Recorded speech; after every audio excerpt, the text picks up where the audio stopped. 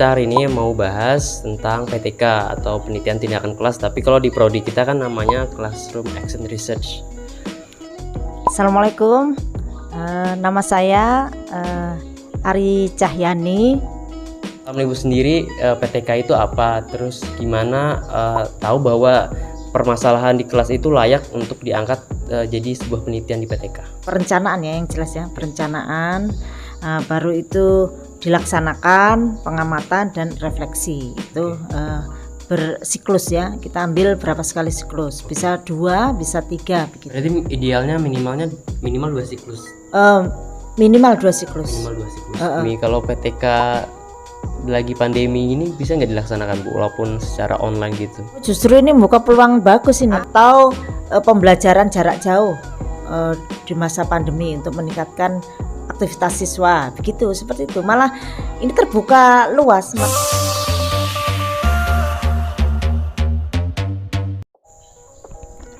Halo semua, Fadli di sini. Hari ini Fadli ada narasumber, pengajar inspiratif, berprestasi yang Fadli tahu.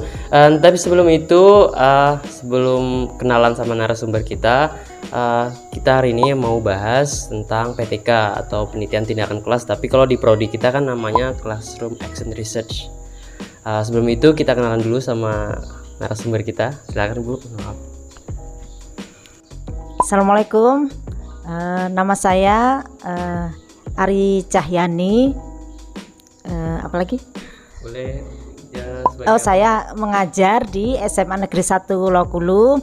Ini salah satu mantan murid Ibu yang menurut saya sangat kreatif ya, berprestasi juga. Gitu. Sudah itu aja perkenalannya. Tapi Bu, kami di Tadris Bahasa Inggris itu ada mata kuliah sendiri namanya Classroom Action Research, tapi kan biasanya sebutnya PTK. Nah, baru belajar juga PTK itu ternyata penting untuk kita yang nanti jadi guru. Salah satunya untuk kenaikan pangkat. Dan juga untuk melatih skill kita sebagai seorang pengajar untuk menyelesaikan suatu permasalahan di suatu kelas. Nah, dari pengalaman Ibu sendiri, PTK itu apa? Terus gimana tahu bahwa permasalahan di kelas itu layak untuk diangkat jadi sebuah penelitian di PTK? Terima kasih. PTK itu penelitian yang memang dikhususkan untuk seorang guru ya, para pengajar ya. Jadi di situ dimulainya karena adanya rasa ketidakpuasan lah dari proses mengajar seorang guru, maka dibuatlah penelitian yang khusus untuk guru sendiri. Nah, seperti itu. Jadi yang ketidakpuasan itu bisa dalam hal misalkan kita melakukan suatu metode mengajar ya, tiba-tiba anaknya menurut kita itu nggak aktif atau nilainya atau prestasi belajarnya kurang. Nah, itu baru kita lakukan di situ PTK seperti itu. Banyak hal sih yang dipakai untuk PTK itu ya, misalkan metode ya, jelas ya, metodenya apakah dengan cara game ya, apakah dengan cara bermain peran role playing ya, itu role play. Eksperimen termasuk. Kalau eksperimen biasanya praktikum ya bisa. Bisa terus pokoknya metode seperti itu ya. Bisa juga yang disoroti itu dari model pembelajarannya, misalkan dia inquiry atau PBL, problem based learning ya, problem based learning atau PJBL, project based learning, begitu, atau discovery learning. Nah, itu kita uji coba di situ ya. Nah, kalau ada suatu hal yang baru atau media, misalnya pakai media animasi, PPT. Baik enggak, PPT baik enggak gitu ya. Itu pokoknya uji coba dari suatu hal yang baru di pembelajaran untuk intinya untuk meningkatkan ini ya apa mutunya lah, Hasil belajar. kualitas Iya. belajarnya seperti itu. Oke. Tadi sudah jelaskan apa itu PTK, terus gimana ngangkat masalah PTK, terus langkah-langkahnya untuk melakukan PTK dari Ibu sendiri gimana yang pernah pengalaman gitu? Pertama kan kalau ingin mengangkat PTK itu kita lihat dulu ini identifikasi masalah. Jadi dia di kelas anak-anak itu ada masalah enggak gitu ya. Kalau sudah identifikasi baru nanti kita pilih itu, oh masalahnya ini, baru kita rumuskan masalah. Nah kalau sudah itu kita masuk ke langkah-langkah PTK-nya. Nah yang pertama itu perencanaan ya, yang jelas ya, perencanaan. Baru itu dilaksanakan pengamatan dan refleksi itu bersiklus ya, kita ambil berapa sekali siklus, bisa 2 bisa 3 begitu, yang jelas lebih dari 2 maksimal 3 lah menurut saya ya, karena waktu. Dari 3 siklus itu biasanya kalau PTK itu berapa lama? Batas ada ikatan waktunya nggak, misalnya 6 bulan itu sudah gagal, sudah melewati berapa siklus idealnya? Ini kalau biasanya ya, kalau ibu itu dalam 1 KD itu ya kurang lebih ya maksimal ya 1 bulan aja. Jadi siklus 1 itu paling nggak 2 minggu, siklus 2 minggu gitu. Karena kalau misalkan dia sudah lewat dari itu beda KD-nya, nanti nggak mencapai lagi gitu, seperti itu. Maksudnya itu dalam satu cakupan materi ke Bu, saya kurang paham. Ya, kalau kita misalkan saya ngajar biologi itu kan ada bab genetika misalkan. Ya. Misalkan menguji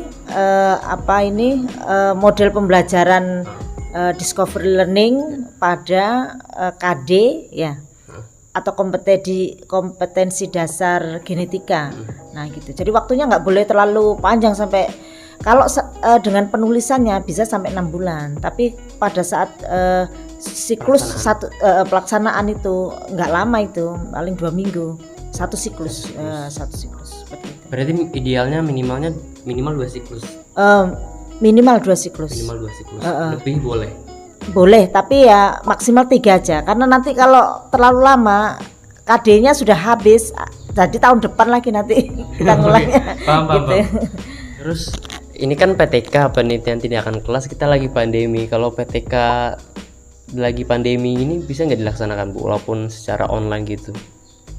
Oh justru ini buka peluang bagus ini. Ada ya PTK yang pandemi ya, bisa jadi gini, misalnya pembelajaran meningkatkan prestasi belajar di masa pandemi dengan cara begini, atau pembelajaran jarak jauh di masa pandemi untuk meningkatkan aktivitas siswa, begitu, seperti itu. Malah ini terbuka luas, malah sangat menantang sebetulnya ya. Kalau ada yang mau mengambil ini ya, mengambil masalah ini ya, seperti itu. Oke.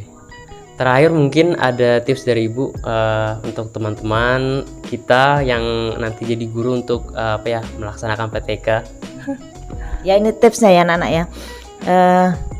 Begini, kalau PTK itu nanti kan akan dijadikan kalian ini untuk syarat kelulusan ya, mungkin ya, seperti skripsi juga ya.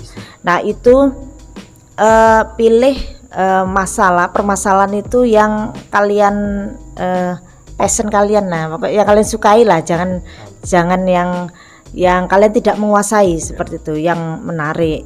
Baru tuh faktual. Kalau bisa juga itu kita ini jangan mengambil judul yang terlalu luas, skop penelitian yang terlalu luas, tapi juga jangan terlalu kecil yang tidak ada manfaatnya. Nah begitu. Baru itu ini menurut saya pilih kalau permasalahan itu yang lebih baik analogi. Artinya sudah ada, misalkan di sini pakai model PBL, kita uji di inquiry atau project based learning gitu. Model pembelajaran misalkan kita tahu sudah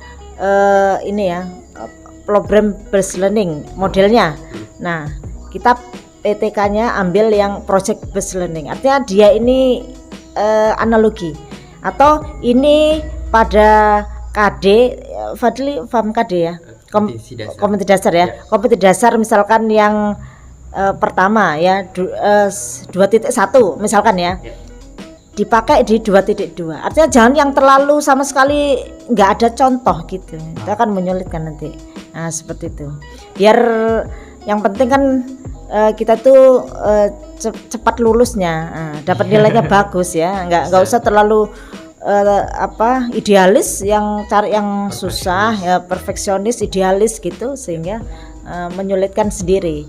Ada contohnya tapi dianalogikan dengan berbeda metode, berbeda waktu, berbeda tempat, berbeda subjek dan sebagainya seperti itu. Bisa kasih contoh nggak Bu? Misalnya dari biologi, soalnya tadi kurang nangkap misalnya perbedaan. Oh begini, misalkan di biologi ya. Misalkan ada penelitian yang sudah ada tentang metode problem based learning ya pada KD pencemaran misalkan ya. Kita nanti pakainya bisa kita pakai judul penggunaan problem based learning pada KD misalkan yang lainnya lingkungan misalkan gitu. Nah, itu analogi. Atau yang problem based learning itu diganti penggunaan metode project based learning ya. Itu kan sudah berubah ya, yang tadi problem sekarang project ya. Pada KD, kalau KD itu kan nggak terlalu sulit lah. KD apa begitu loh. Paham ya? Spesifik ya, ambil KD-nya spesifik. Ya, KD-nya biasanya kalau saya KD-nya itu ditentukan. Kalau dalam satu PTK itu KD sudah misalkan matematika ya tentang misalkan kuadrat. Nah, seperti itu. Nah, kalau bahasa Inggris mungkin tentang apa ya? Misalnya kata kerja. Kata kerja misalkan seperti itu ya. Nah, itu aja tipsnya. Oh iya, itu aja. Jangan sulit-sulit.